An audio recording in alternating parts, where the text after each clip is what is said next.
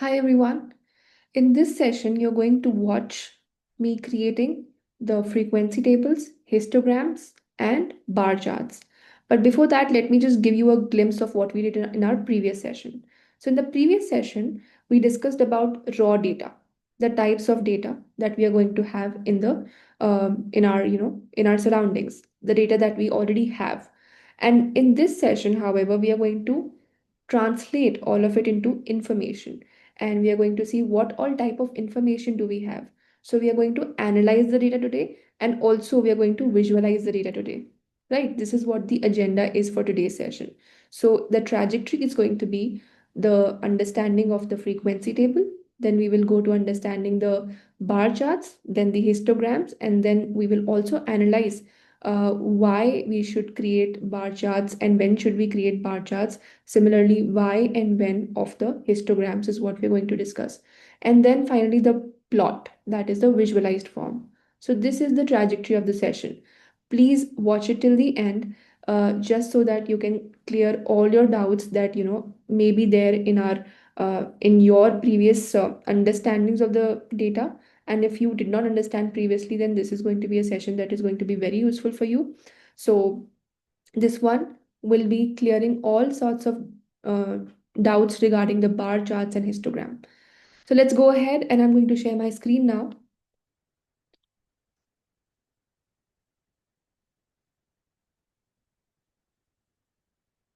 Give me a second.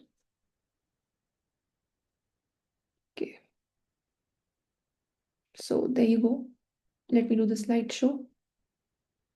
All good. So again, statistics that is going to be behind the data science and data analytics. Let's dive into it. The first thing, as I mentioned, that we're going to do the frequency tables. What exactly are the frequency tables? So when we saw that the data was raw, we did not have anything to have a frame for it. We cannot or we could not study about how to translate it into information. Today in this one, since we are translating all the data into information, we are going to see how exactly can we represent the data. So this frequency table gives us the idea about how exactly are we going to plot the given data, how exactly I'm going to organize my data. So this is what it is going to help me with. A frequency table is a way to organize the data to show how often each value or range of values occurs. It's a common tool in statistics used to summarize and analyze the data. And that's what the agenda for the session is: the summarization and analysis of the data, but also the visualization of data. Let's get on to the example. We've got an example where 10 people were asked about their favorite fruits, and they have given us the idea about some people who liked apples, who liked bananas, and who liked oranges. So basically, I can see that there are three categories only over here. So I can plot the graph very easily for this one. Plot the frequency table, sorry, for this one. So I'm going to plot it. So I'm going to write, let's say, the fruits. Okay, the fruits I'm going to write here, and the frequency I'm going to write here. Let's make it a little tabular form. I'm sorry for my drawings, guys. I'm drawing very freehand, so and also on this platform, right? So just bear with me. So how many fruits are there? There are total, we can see that either there is an apple, or there is an orange, or there is a banana. So I'm going to write apple, orange, banana. Correct. So how many apples are there? One, two, three, and any other? Yeah, four. So there are four apples. So how many times an apple has occurred? This is what I'm going to write, which is four. Four is the frequency of the number of apples that have been liked by the people that were surveyed. Okay, then bananas. So I'm going to see bananas one, two, three, and four bananas. So again, four. Lastly, we have got orange, orange. So I'm going to write 2 for, oops, I think I messed up. 1 second. So oranges are how many? Two oranges. And bananas are one, two, three, four. Four bananas. Total, you can see addition is 10 because there were 10 people who were surveyed. So this is what a frequency graph or frequency plot tells you. It tells you about the details or the number of times an entity has occurred. So here the category was apple, so it has occurred for 4 times. Category is orange, it has occurred for 2 times, and the category is banana, which has occurred for 4 times. Right. So I believe that this plot and this table should be very clear to you. Now we'll go ahead. I'm just going to clear this part because otherwise it is going to follow up on the other sheets. So let's go ahead.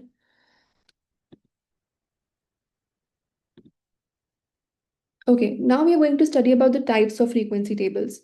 So the first type you have already seen with me, which is categorical frequency table for the data which is divided into some categories, and we are going to plot those categories further in our later slides. So the categories were fruits or colors, there could be any category. Next is numerical frequency table. These are of two types. One is ungrouped and one is grouped. Grouped is plotted when we have got a contained amount of data, means which can be contained in certain frequency table, and we do not have to make or there's no large data about it. Okay, so there are several categories, maybe 3 4 categories, or these 3 4 categories may occur for 100 times also, but that just means that there are very contained, very like limited number of categories in which I have to plot the graph. Not 100 categories, I don't have to make 100 columns for them. So for that reason, we are going to use some sort of graphing for ungrouped data, and there's going to be other graph for grouped data, and you will see further which graph is for which one. But right now, I can tell you that whenever there is ungrouped data, it is having some categories contained. But grouped data we use when we have got a lot of categories, means with a lot of data is present and the categories are also like too many. Okay, and for that we need to give them certain interval, that in such interval category, we have got a certain frequency. So this is mostly for numerical analysis, right? So when you have a lot of numbers to be plotted, and those plots have to be there have to be multiple plots for them.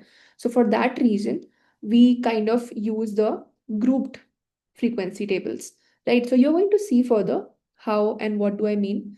So suppose there are marks of 10 students are given, which are out of 10. So there are people who have scored 5, there are people who have scored 7, 8, 6, 5, 9. So you can see it's a very limited data, right? So as I can show you, now we can see there's either 5 or there is either 6, 7, 8, 9, or 10.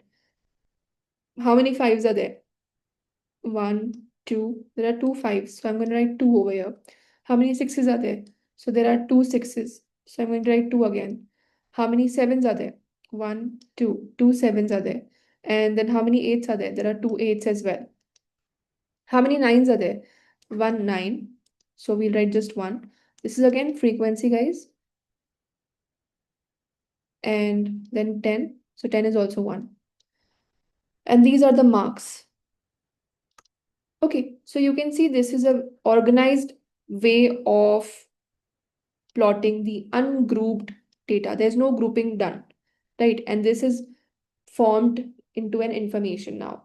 We've got information about people who have scored 5. There are two people who have scored 5. There are two students who have scored 6, two students who have scored 7, two students who have scored 8, one who has scored 9, and one who has scored 10. Right? So this is the information that we have. So this one is for a short category of data. The next, now we will see.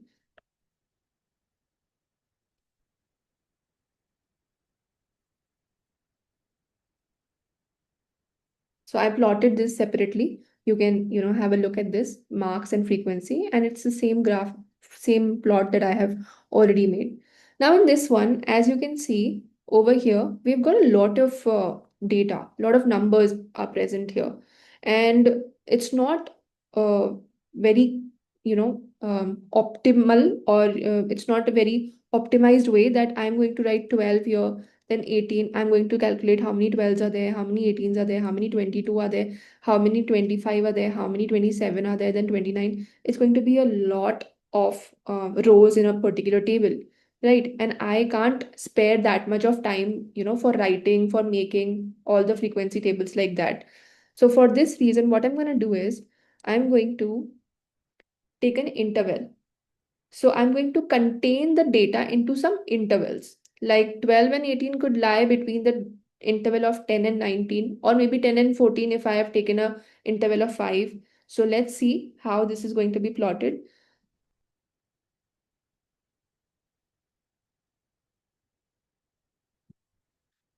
Come.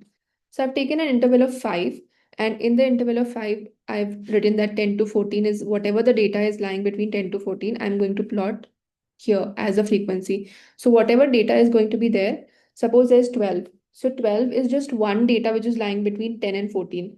Similarly, 18 is the data which is lying between 15 and 19, right? Then there's 22, which is lying between 20 and 24. Then 25 is lying, which is one data only between 25 to 29. Actually, there's going to be 27 and 29 as well. So there are going to be three data values which lie between 25 to 29. So it's going to be marked as 3, as you can see. I have marked it here, right? Similarly, from 30 to 34, there's going to be 5. Oh, let's see. So from 30 to 34, we are having 30, 31, 32, 33, 34. So there are going to be 5 values which lie between 30 and 34. So you have to understand this, that there are 5 values that are going to be lying between this interval. So I just will write 5 for this interval, 30 to 34. Similarly, for 35 to 39, there is going to be 6 data values. So 35, 35, 36, 37, 38, 39. So you can count. And there's going to be 6 data values that are going to be lying between 35 to 39. So this is how precise it is. And it's a very small contained table. You could have taken an interval of 10 to 19, means 10 as a interval of 10, which could be from 10 to 19, and then from 20 to 29, then from 30 to 39, 40 to 49, 50 to 59, because there's a data which is 50 itself, which will be lying in the interval of 50 to 59. So you will have to take the data up until then. So it's your free will. Howsoever short a table if you want, howsoever long table you want, you can create it that way. That's for your frequency tables. Now we're going to study the visualization, means the charts that you're going to see. So the first chart that everyone should learn is about the bar chart. What is a bar chart? A bar chart is used for categorical or discrete data, which is individual values or categories, which likely says that we should plot bar charts for the limited value of data if we have. For example, if you have apples, bananas, and grapes, right? What will you do? You will say, suppose there are 50 apples, right? So I'm going to take a scale of 10, 20, 30, 40, 50, and I'm going to make a bar graph for that. Apples, bananas, and grapes.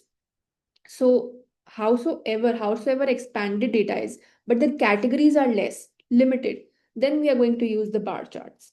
Okay. Each bar represents a category or value and its frequency. Frequency are plotted on the y-axis, and on x-axis we plot the categories.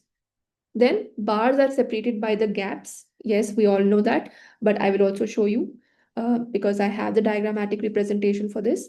So just for your clarity, I'm going to visually show you. So this is how the graphs would look like. These are the bar charts, right? And here we plot the frequency, and here we plot the categories, which could be colors, fruits, anything. Okay,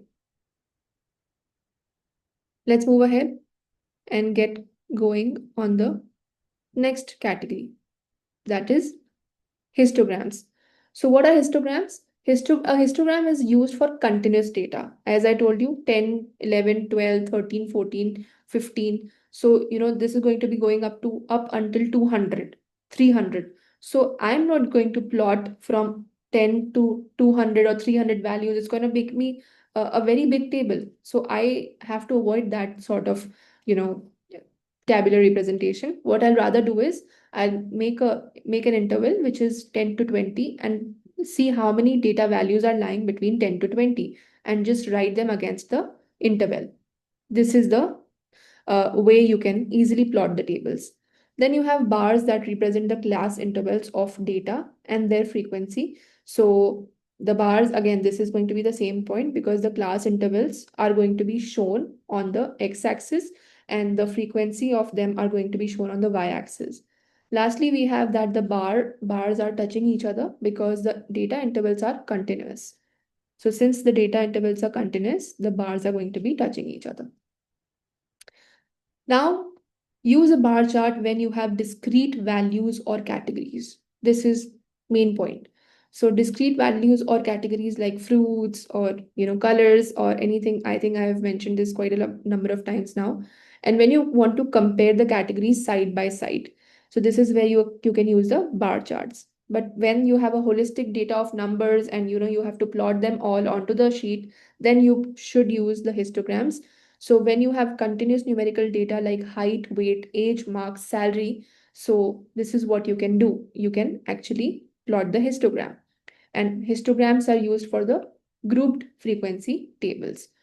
So you want to see the distribution or shape of the data, which we will study later, the normal distribution and every sort of distribution that we are going to study. You're going to see me doing everything. Then we have ungrouped frequency table, which I already had discussed with you. So for that, we will use the bar chart where we had only 5, 5, 6, 6, 7, 7, 8, 8, 9, and 10 as our data values. Then for that reason, we are going to plot them on the bar charts. And since they were discrete individual values, so we are going to plot them. And then there are the bars which have got gaps in them. And then when you have grouped frequency table, so I'll show you the graphing. This was the bar chart for ungrouped frequency table, which is the bar chart. You don't have a group for it. And the marks were 5, 6, 7, 8, 9, 10. And I have taken different scales on them. Why? I'll tell you. I wanted to make this visualization very, very appealing. So for this reason, I made these graphs as since this is going to be elongated up until 2 because there were only 2 people who scored 5, 2 people who scored 6, 2 people 7, and 2 people scored 8, and 1 person who scored 9. This would have been very small if I would use 1 and 2, right? Since I wanted to make this graph a little elongated, I used a decimal scale, so which is 0.25, 0.50, 0.75. It goes on up until 2. So this is how the bar chart looks like. Then what is a histogram? Histogram is a very continuous sort of an interval, and it is used for, like, you can see 10 to 14, then 15 to 20. So this is how a grouped interval is plotted. And I've taken 1, 2, 3, 4 because it just shows that there were 6 entities in between certain intervals. There were 5 entities between certain intervals. So this is how it is shown like. I hope you understood everything about it. So today we discussed about the frequency table. We discussed about the bar charts. We discussed about the histograms. And in case of any problem, obviously you are free to comment in the comment section and ask anything if you would like to. The next type of graphs we are going to study in our next sessions. I will see you soon. Take care, guys.